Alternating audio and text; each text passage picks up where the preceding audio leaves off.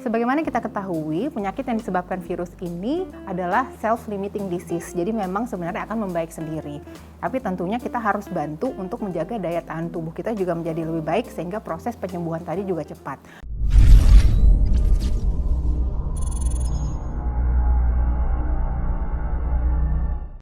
Hidung itu adalah sebuah organ yang terletak di depan wajah kita, di mana dia merupakan bagian dari sistem respirasi dan juga sebagai organ penghidup.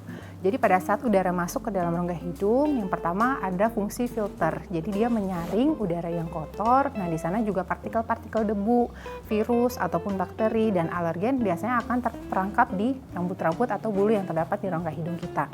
Nah, selain rambut, sebenarnya ada fungsi yang menyerupai rambut dalam hidung tadi, yaitu namanya silia. Nah, ini ada pada mukosa dari rongga hidung kita. Itu fungsinya juga sama, jadi begitu ada udara kotor masuk, itu akan terperangkap semua di rongga hidung kita, nanti bisa akan dikeluarkan, sehingga udara yang masuk ke dalam saluran nafas yang lebih bawah itu udah bersih. Selain fungsi filter, yang kedua adalah fungsi menghangatkan udara yang masuk ke dalam tubuh kita. Dan yang ketiga juga adalah fungsi melembabkan udara. Jadi dia akan menyesuaikan dengan suhu dan kadar kelembapan yang ada di dalam tubuh kita yang terus akan dilanjutkan ke saluran nafas yang lebih bawah. Nah, sementara itu untuk yang fungsi penghidup, begitu ada udara yang terhirup bersamaan ke dalam hidung kita, nah di bagian atap hidung itu akan ada reseptor penciuman atau reseptor olfaktorius. Nah, reseptor olfaktorius ini yang menangkap sinyal-sinyal bau-bauan tadi yang akan diteruskan ke bagian otak kita, lalu kita bisa menginterpretasikan bau yang sebenarnya. Keluhan yang sering ditemukan adalah keluarnya darah dari hidung yang biasa kita sebut dengan mimisan. Dalam istilah medis adalah epistaksis.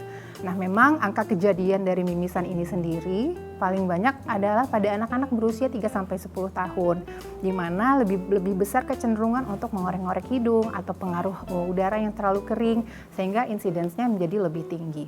Namun kalau misalnya memang ditemukan juga pada orang dewasa atau pada anak-anak yang terlalu sering, jumlah volumenya sangat besar, nah itu memang perlu dilakukan evaluasi ulang karena bisa saja penyebab yang lain, sebagai contoh ada tumor di dalam rongga hidung kita. Ya, kebiasaan-kebiasaan yang perlu dihindari supaya kita tidak terkena penyakit atau masalah di rongga hidung kita, yang pasti kita harus jaga kebersihan tangan. Jadi kita tidak boleh dengan mudah memegang area wajah kita, terutama hidung, karena disitulah tempat jalan masuknya kuman tadi. Selain itu juga kebiasaan membuang ingus yang terlalu keras. Jadi untuk mengeluarkan lendir di hidung tidak perlu menghembuskannya dengan keras, karena juga ada risiko malah si kuman-kuman atau virus yang berada di rongga hidung tadi bisa lari, misalnya ke rongga telinga jadi infeksi, ataupun pada orang-orang yang mungkin daerah pembuluh darah di hidungnya agak tipis jadi beresiko untuk menjadi berdarah. Nah, apabila kita sudah terkena penyakit tersebut, tentu yang harus kita jaga, harus kita maintain adalah daya tahan tubuh. Karena pada umumnya memang penyebabnya itu adalah virus.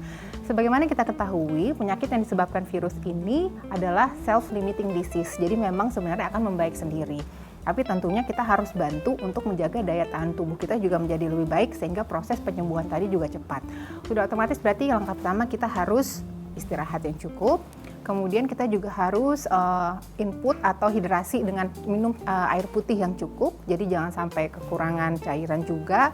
Dan selain itu kita juga harus maintain tangan kita juga jangan sembarangan juga pegang-pegang mulut, karena malah jadi nanti nggak sembuh-sembuh untuk penyakitnya. Jangan lupa menggunakan masker pada saat kita terserang flu, karena itu juga akan menjaga kesehatan orang di sekitar kita.